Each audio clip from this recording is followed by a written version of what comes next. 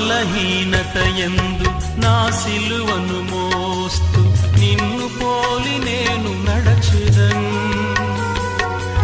వెనుకున్నవి మరచి ముందున్న వాటికై